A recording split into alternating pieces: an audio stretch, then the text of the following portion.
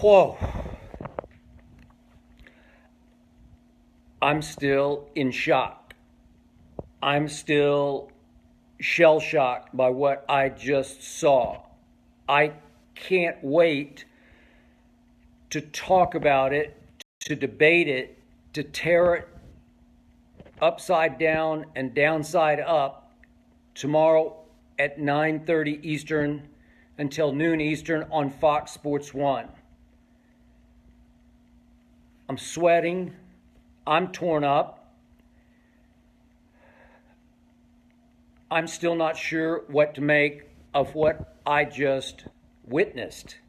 Not blind witnessed, just flat out witnessed. I'm not sure I've seen ever anything quite like that.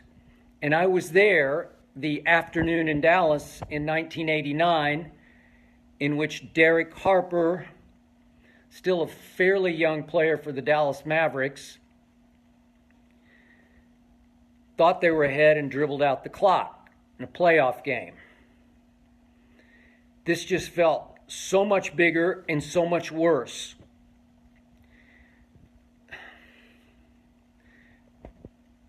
I picked this morning on Undisputed the Cavaliers to steal Game 1.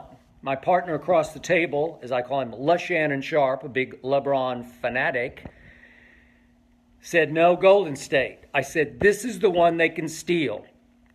There's no Andre Iguodala, the primary LeBron defender, the point forward who gets Golden State into its offense, especially in critical moments.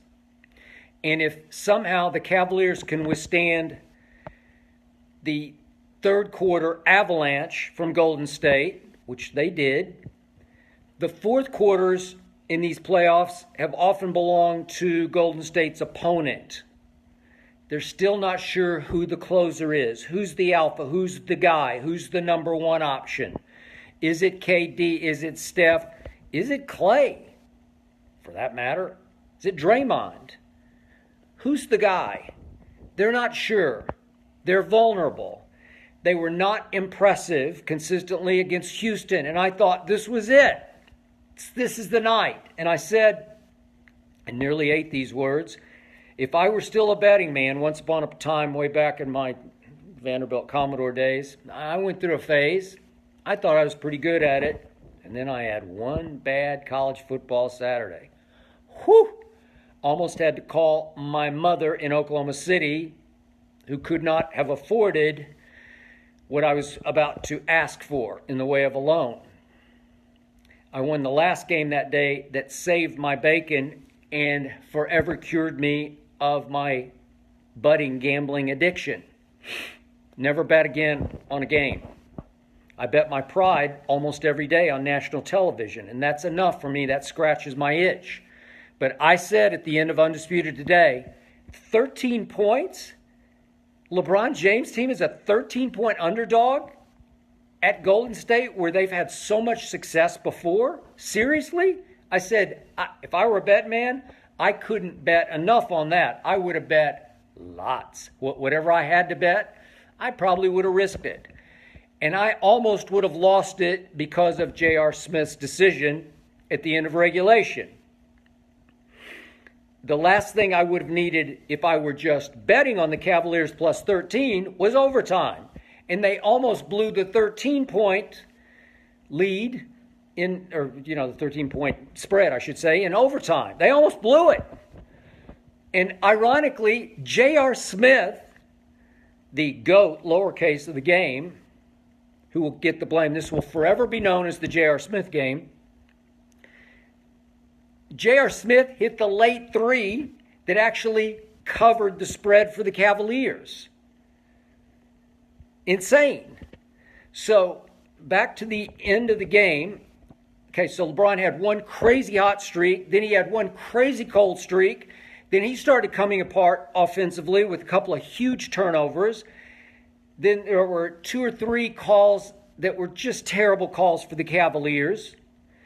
One wasn't a terrible call. It was just a close call on LeBron. And the more I watched it, I'm sorry. And I was rooting for the Cavaliers because I picked them tonight. LeBron just he just didn't quite get there. Nice effort, good idea. He didn't quite get set. He was moving laterally just a touch when Kevin Durant plowed over him, and it's a block, and it's a foul on LeBron, and they reversed it. And then LeBron is so upset, he's still arguing the call, and the second free throw is missed. Was it that same play? I got to go back and look this. But he was still arguing, and another free throw was missed with somebody else. But anyway, and he's not up there to help block out, and Golden State gets the rebound off the free throw miss and puts it back in. And it was a huge swing, a quick 2-point swing right there, when it should have been Cleveland's ball. And then poor George Hill, we can debate. We're going to go crazy about this tomorrow. Again, this is just me. If you're the king, if you're better than Michael Jordan, as so many people say, including LeShannon Sharp. Again, you can see us tomorrow on Undisputed, 9:30 to noon Eastern, Fox Sports 1. But LeBron from the top of the circle, I just want the ball in LeBron's hand, and he made a whip pass straight down the lane to a cutting George Hill. And it was a good one, and it was a smart one. I get that. And Klay Thompson had no choice but just to grab George Hill because he was beaten on the play. Okay, so I'm back to where I've been. Why do you want Kyle Korver to take that shot in Game 3 last year? You're LeBron freaking James. I'm sorry. I want you to somehow take the shot or shoot the free throws. I want you. I don't want George Hill. He's not been there and done that. He was with the Spurs and he's played in some playoff games, but he's not that guy. So he gets fouled, and so he's shooting the crucial free throws. And I'm just, again, I'm rooting for the Cavaliers because I picked them tonight. But I'm just sitting there thinking, I'll take one. I'll just take one because it's George Hill, and this is Game 1 of the finals, and this whole series is going to swing off this outcome. And to his credit, undying credit, he made the first one. Well, that's the big one. That's the one you got to make. Because if you miss that one, you're almost certainly, to me, going to miss the second one. You never know, but the odds are way against you to make the second one if you're George Hill and you miss the first one. But he made the first one, and, of course, he was way short. He short-armed the second one, bounced straight in the lane, and the shock of shocks was that J.R. Smith shot straight into the lane and retrieved the basketball that no Golden State Warrior was able to corral. What are they doing? How does Golden State give up that rebound? Well, obviously now the game is only tied because he missed the second free throw. So that brings me to my man J.R. Smith, and I know J.R. a little bit, and I like J.R. a lot, but his focus comes and it goes. His mental, what would you say? His ability to lock in mentally, it fades occasionally. He's there, and then he's not there. And his mind drifts, and it comes and it goes. And he can be a little knuckleheaded, as we all know, on occasion. He's also a really good basketball player. And he can be a really good shooter. And he was playing some really tough defense on Kevin Durant tonight. I got no fault with any of that. But he's one of those mistake players who will make big mistakes at big moments that are mental blunders. And this was the all-time mental blunder. He's got the ball in the lane, and if he wheels, he might be able to make something happen. I forget how many seconds, maybe 6 seconds left. He's got time to make a pass to somebody and maybe get more free throws because all you need to do is make one. Maybe he could go right back up and get the free throws. I'd give him a better shot. He's played in so many big games. I'd give him a better shot than George Hill of making those free throws. Making at least one free throw more to win the game. Eat some more clock. I don't know, maybe he can find LeBron and LeBron can make a shot. Maybe, I don't know. Instead, he dribbles to half court. And LeBron's screaming, everybody's screaming, and at the last second, oh my God, and he throws it, I think it was Jordan Clarkson who had to throw up some half-block three, and that's it. You're not going to get a better chance than that to steal a game at Oracle. You're just not. And LeBron put up, whatever it was, 50-something. He had, I think, 8 and 8, 50, was it 51, 8 and 8? I just barely skimmed the box score, forgive me. I'll know it by tomorrow, 6:30 Pacific time, 9:30 Eastern on Fox Sports 1. But this will forever be known as the J.R. Smith game. Is anybody shocked that he had a mental blunder that cost them a shot? It didn't cost them the game. It just cost them a shot at the game.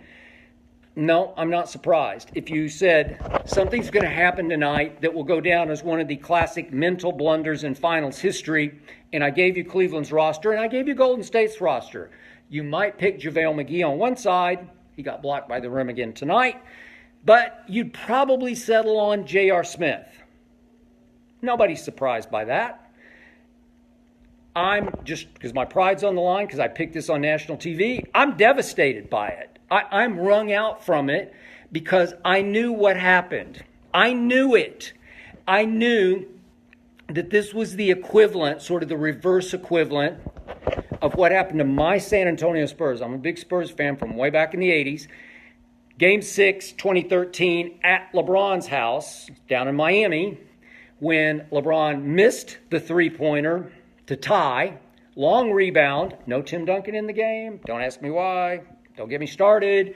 Long rebound out, retrieved by Chris Bosh, who had a slick little dish into the corner to Ray Allen, who hit the greatest clutch shot I've ever seen, just as clean as a whistle. Swish from the corner.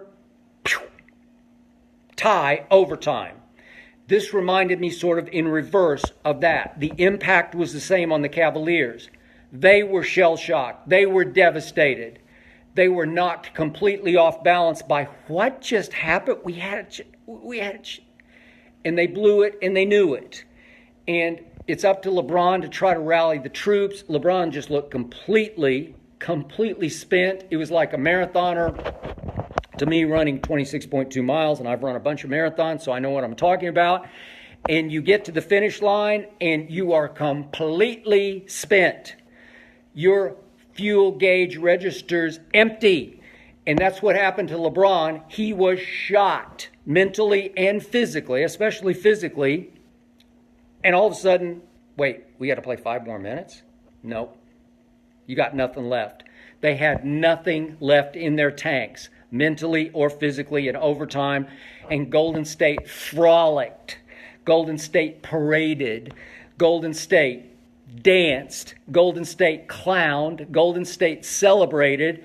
And it was the mismatch everybody thought this was going to be in overtime. 17-7 Golden State. And I'm going to save some of this for tomorrow. I'm going to unleash at 9:30 Eastern. I'm going to unleash because Golden State gets on my nerves. I have nothing but respect for their games. I love Steph. I said Steph should be drafted ahead of Blake Griffin in that draft, and everybody laughed at me, and I think I was right about that one. But he makes me sick. Front runs, showboats, hot dogs, over-gloats, over-celebrates. What was Draymond doing with his dancing in the lane at the end? Okay, we got it. It's game 1. Are you that good? Are you really? Okay. Just calm down a little bit. I think that's what got under LeBron's nerves. Not that he hasn't been known to showboat himself occasionally, but I think that's what he was saying to Steph and Clay at the end, especially to Clay. To just calm down a little bit. We got it. You guys did it. You pulled away. You surged. We blew it. Just don't rub it in that much. It's just game 1, and LeBron just had enough. And he was probably not only psychologically devastated, but he was pretty wrung out. And so he gave it back to Clay, and then Steph came down and tried to peacemake with him, putting his jersey up and talking like this so we couldn't hear what it was. Okay, fine. And then Tristan, who will fight anybody anywhere, he wanted to fight Draymond. I don't blame him. Draymond's talking. Draymond's a lot of talk. A lot of talk. Would he back it up? I don't know.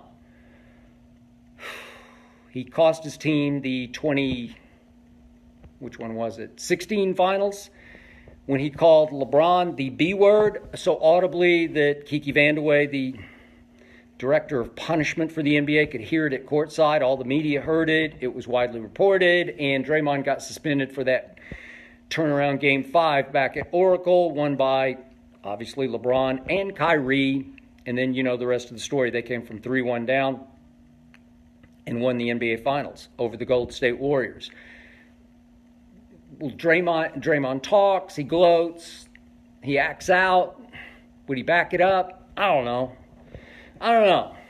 I'm just left flat. I'm left sick at my stomach because I wanted to see a great series, and maybe it still will be, but trust me, I gave the Cavs a lot better shot of stealing game one than game two. I just don't love it for game two. Now I fear the Cavs are going to have to try to climb back into this at home by winning 3 and 4 and then try to go. It's just hard. The way you do it, the way you push this to 7 games, and by the way, I did pick Golden State in 7 big, long, hard, tough games. My point was, I just think LeBron would miss Kyrie in this Game 7 at Golden State. Kyrie won it for him last time with that shot of shots, the closing clutch shot, Game 7 back in 2016, but not this time. I don't think LeBron could do it by himself in a Game 7 at Oracle this time, but I would love to see it. I would love to witness it, and now I'm not so sure. Just not so sure. That was it. The Cleveland Cavaliers should have won that game 20 different ways. You know it, and I know it, and Warriors Nation knows it. And especially J.R. Smith knows it. I'm sick to my stomach. I won't be able to sleep much. I don't care. I can't wait. Undisputed tomorrow, I'm going off. I'm going to unleash on all of the above in gory detail. This is going to be a show of shows. We are going to go 2.5 hours. We will tear apart every little play that I mentioned down the stretch of regulation all the way to the J.R. Smith Memorial play. Every little call, every decision, LeBron's decision to whip pass to George Hill instead of taking the shot himself or trying to get to the free throw line himself, which I believe he could have done. All of that will get dissected, broken down, back and forth. Me versus LeShannon Sharp. He picked Golden State. I think I was more right than he was, even though I lost. I think that was the game, as the gamblers say, that I was on the right side of. Man, I just can't believe what I just saw. We will go at it. 9:30 tip-off till noon, undisputed, Fox Sports 1. No sleep for me. I'll see you tomorrow. Good night, Facebook.